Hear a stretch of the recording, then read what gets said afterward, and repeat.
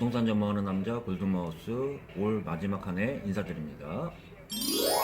올 한 해 마무리 잘 짓길 바라면서 마지막으로 여러분들과 내년 부동산 새로 시행하는 제도에 대해서 이야기 드려보면서 저도 올 한 해 여러분들과 같이 이야기하면서 마무리 한번 지어볼까 합니다. 올 한 해처럼 부동산이 지역별로 세대별로 양극화됐다고 하잖아요.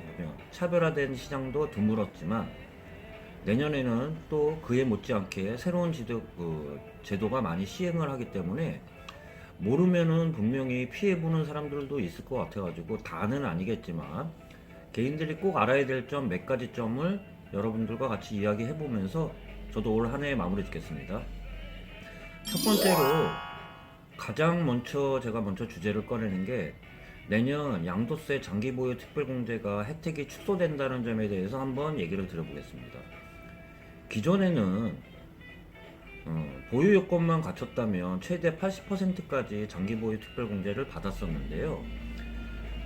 조정지역 대상 지역 내에 3년 보유에 2년 거주를 채우지 못했을 경우에는 연 2% 해가지고 최대 30%까지로 장기보유 특별공제가 축소된다는 점, 이 점에 대해서는 꼭 여러분들이 인지해야 될 거라고 생각하시면서 제가 첫 번째 이야기를 드렸고요.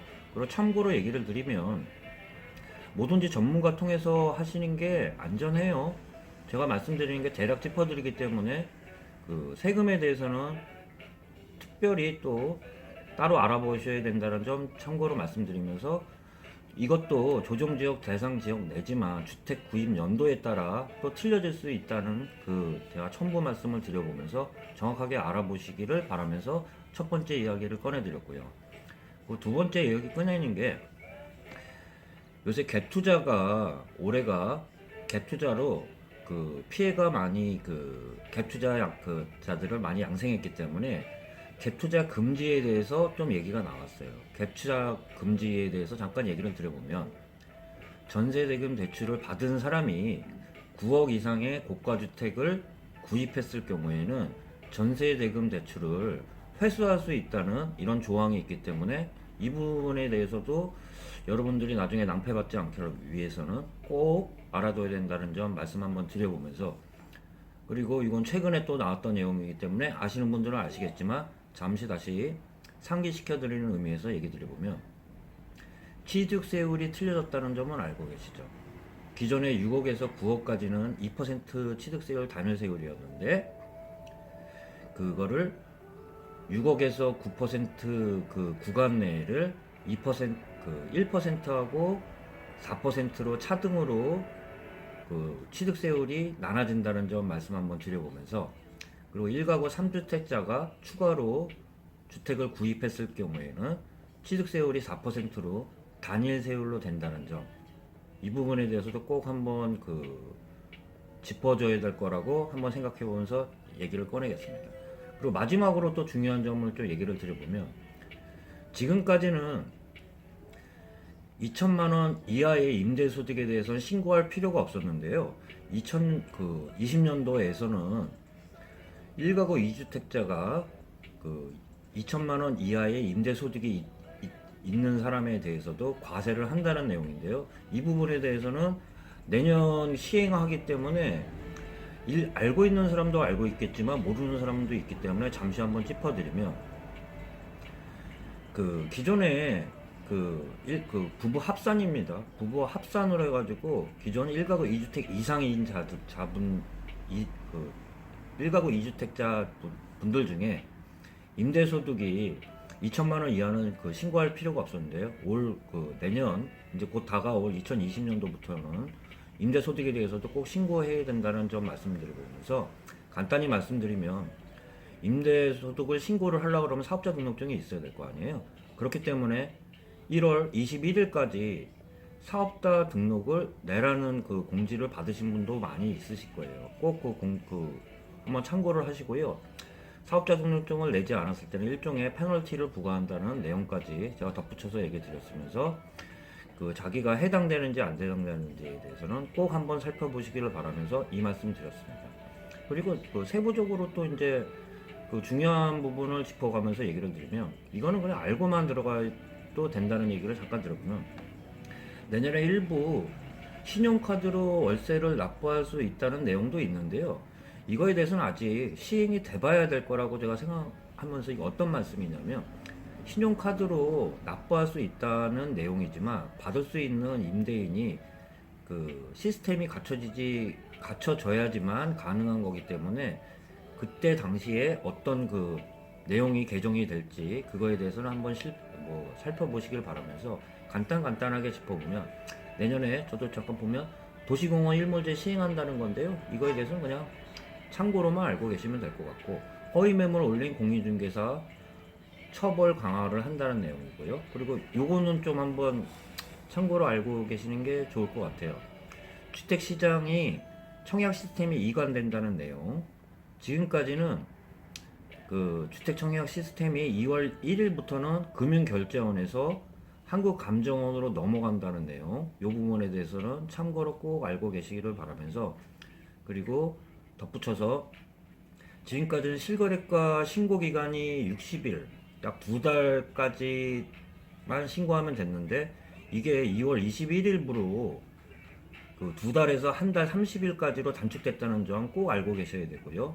그리고 계약 무효나 취소가 된 경우에도 그거를 인지한 날로부터 30일 이내만 신고하는 그 기간이 다시 또 추가가 됐다는 점 알고 계시면서, 기존에는 60일까지였지만 지금은 30일까지로 줄어들었다는 점 꼭 알고 계셔야 될 거는, 이 부분에 대해서는 또 꼭 알고 계셔야 될 것 같아요.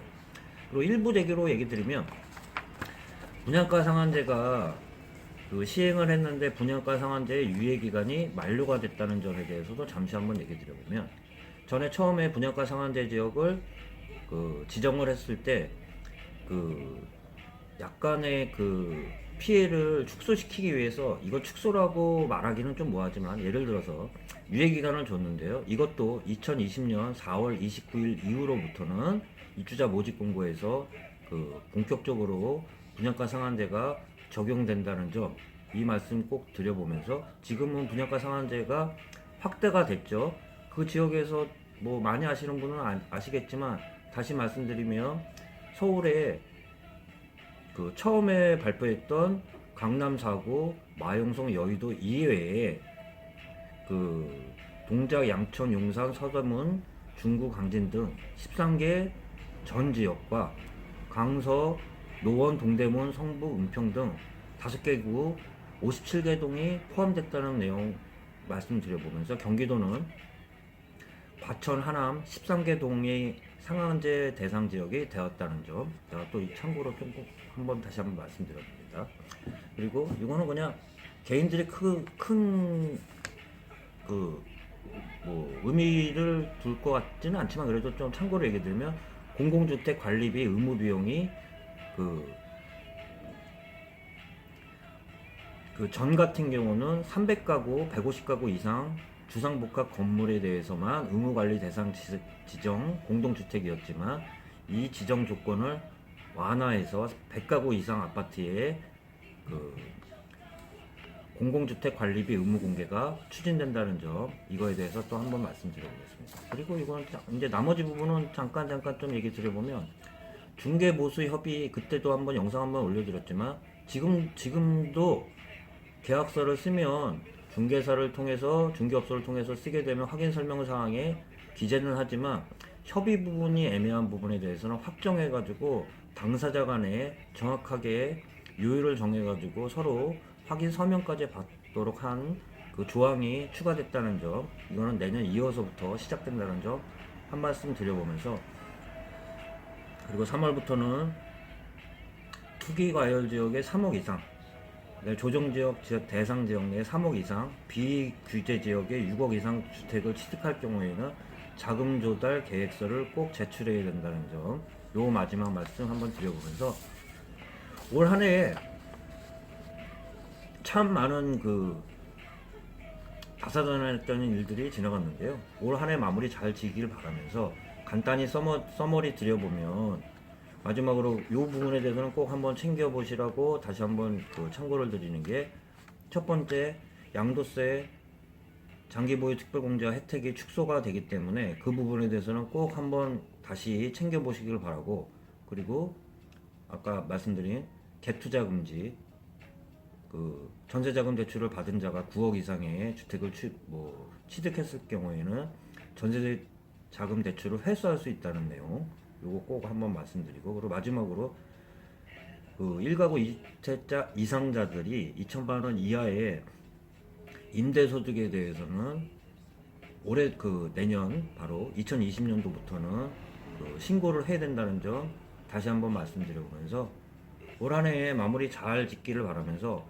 그 내년 새해에 바뀌는 부동산 정책에 대해서는 그 꼭 챙겨야 될 거 몇 가지는 아무래도 알기를 바라면서, 저도 올해 여러분과 마지막으로 인사드리면서 저도 올해 마무리 짓겠습니다. 내년 새해에는 좋은 일만 가득하기를 바라면서 새해 복 많이 받으시길 바랍니다. 네, 골든마우스였습니다.